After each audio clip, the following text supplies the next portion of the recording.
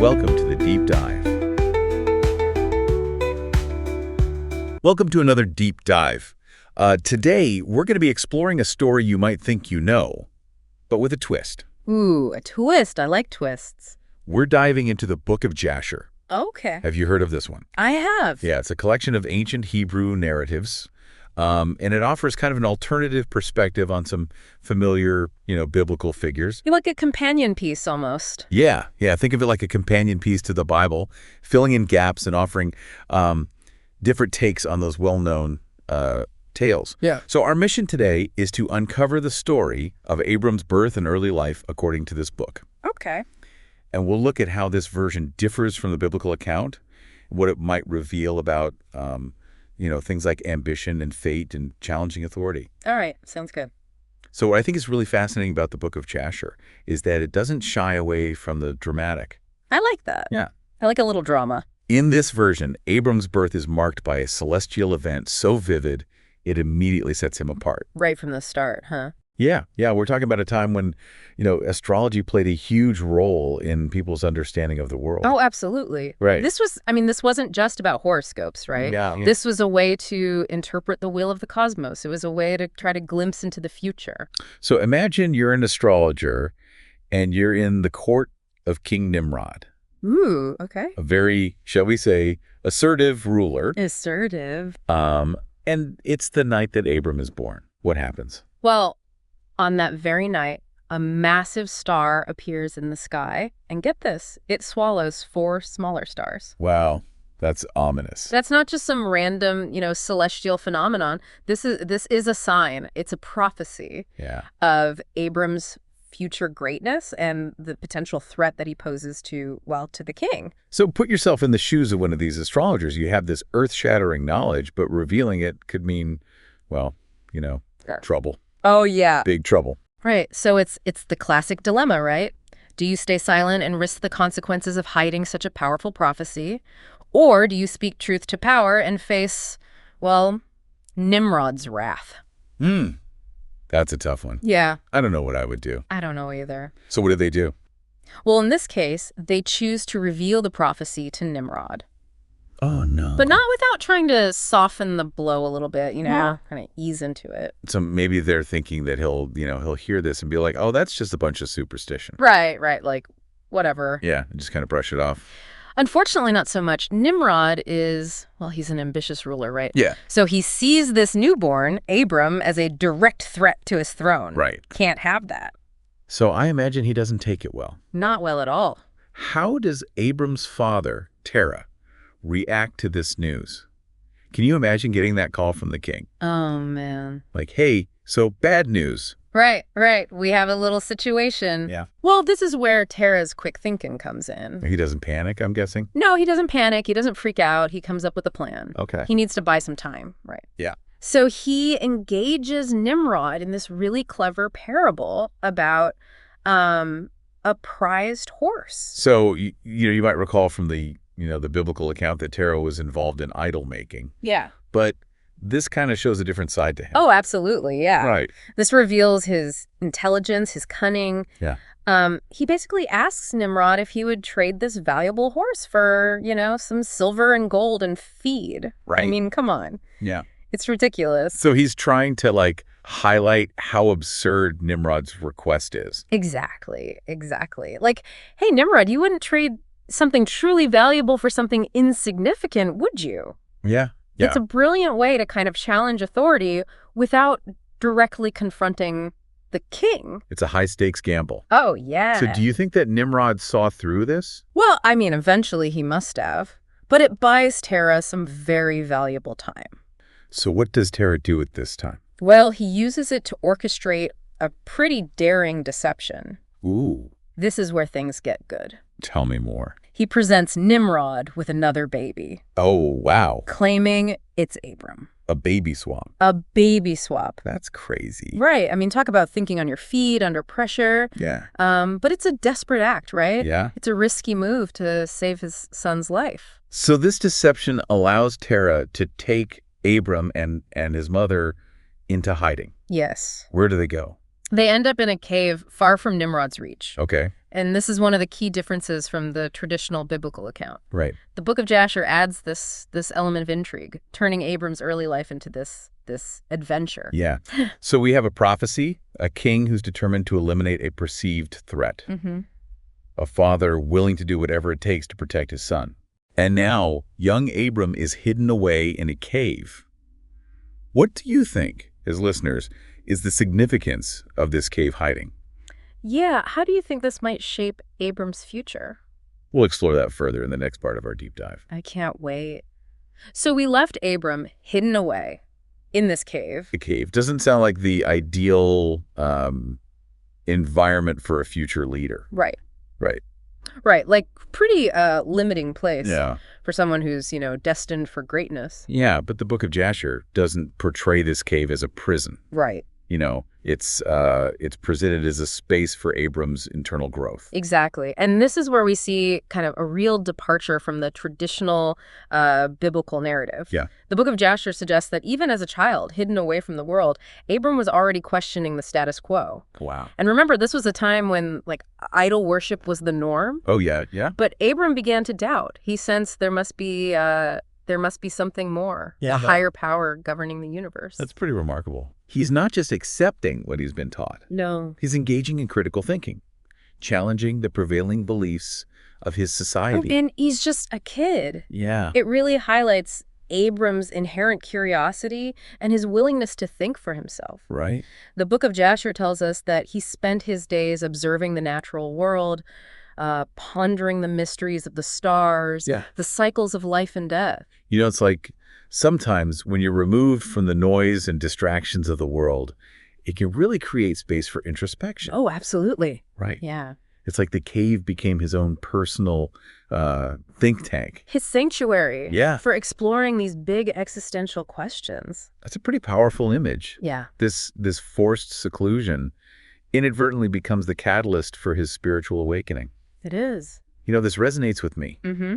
Think about how often we seek out moments of solitude. Right. Whether it's, a walk in nature, Yeah. or even just some quiet time alone to connect with ourselves. Yeah. To ponder life's bigger questions. It's like Abram's cave experience, in a way, mirrors our own need for these introspective periods. It's this very experience that shapes him into the leader he will become. Yeah. This time in the cave isn't just about physical survival.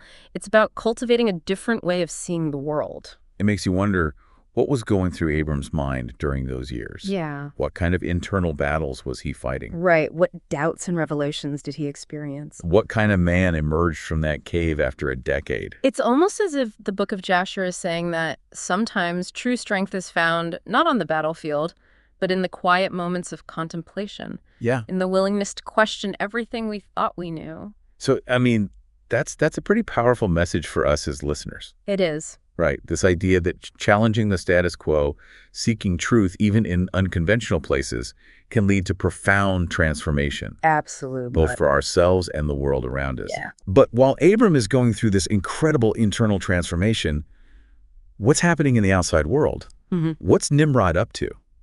Well, you'd think the whole baby swap incident would made Nimrod suspicious, right?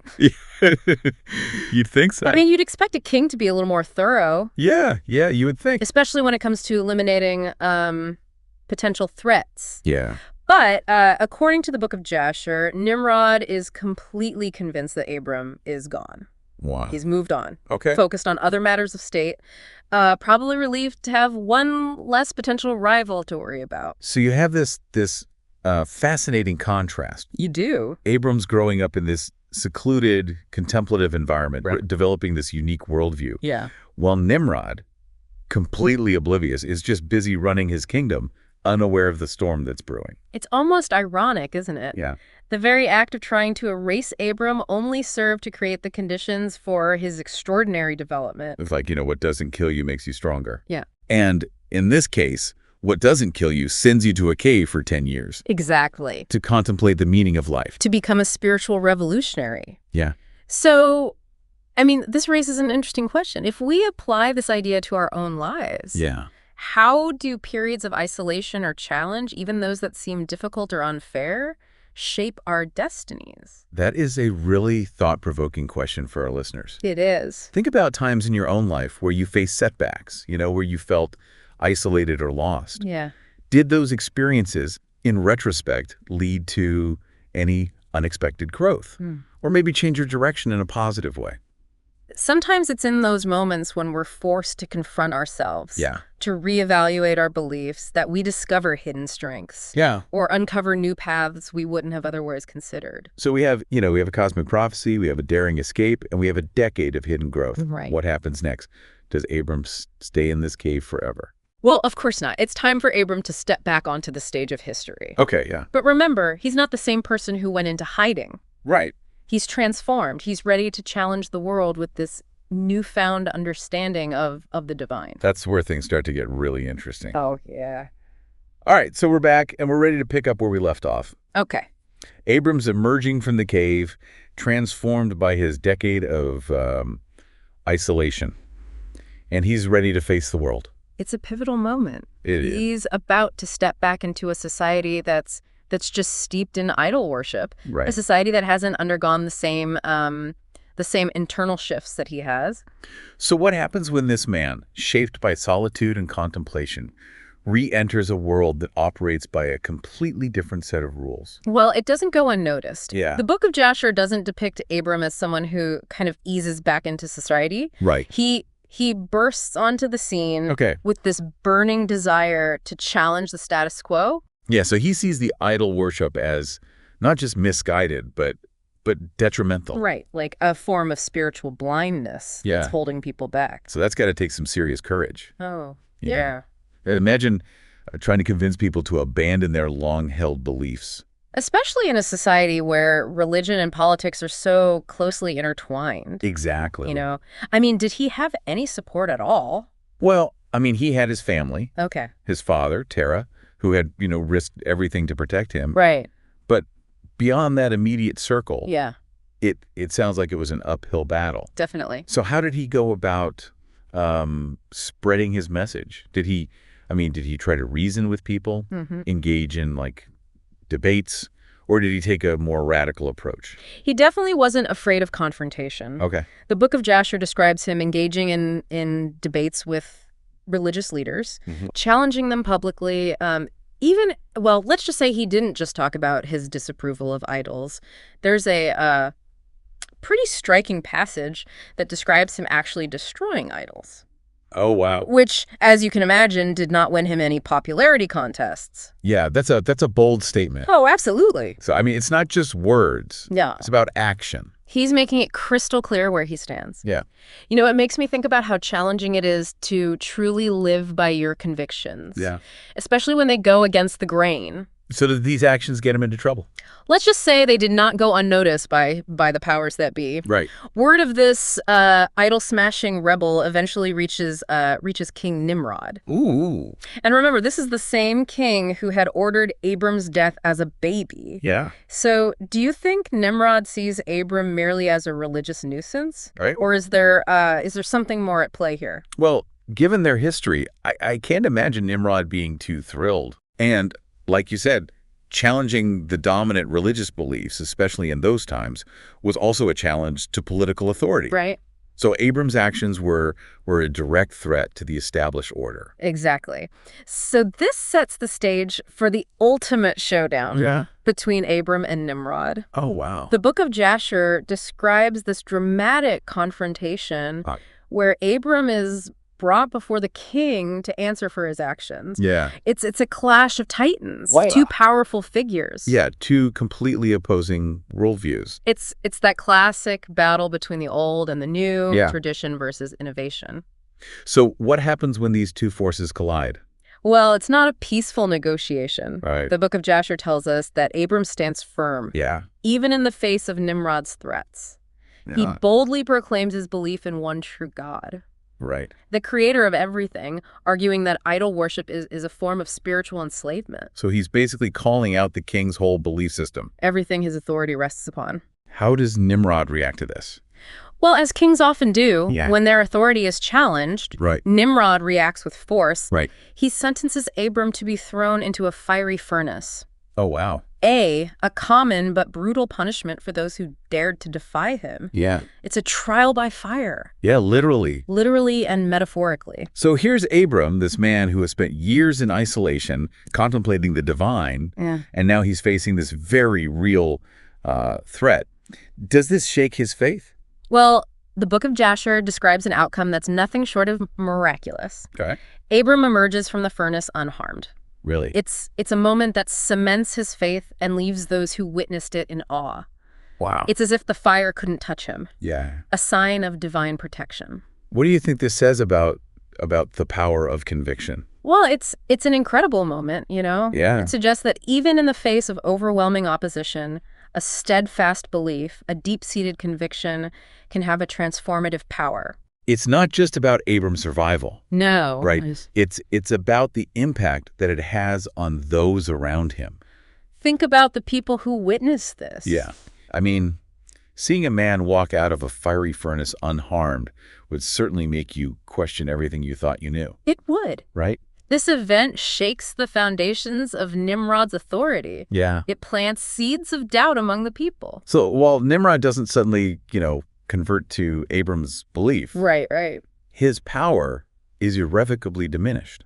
It is. It's a reminder that sometimes the greatest victories are not about, physical dominance, but about the power of ideas. Power of ideas to change hearts and minds. So as we wrap up our deep dive into the Book of Jasher's version of Abram's origin story, what are some of the key takeaways that you hope that our listeners will kind of ponder?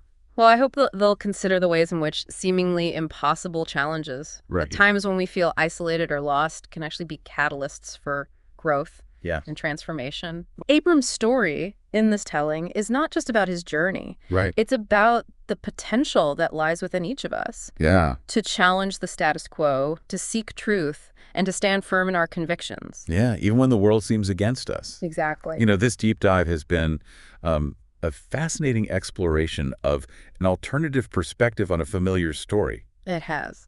The Book of Jasher reminds us that there's always more to discover, more layers to uncover, even in stories we think we know well. Absolutely. And sometimes those hidden details can offer, profound insights into ourselves and the world around us. They can. So thanks for joining us. Yes, thank you. Until next time, keep exploring, keep questioning, and keep seeking those hidden truths.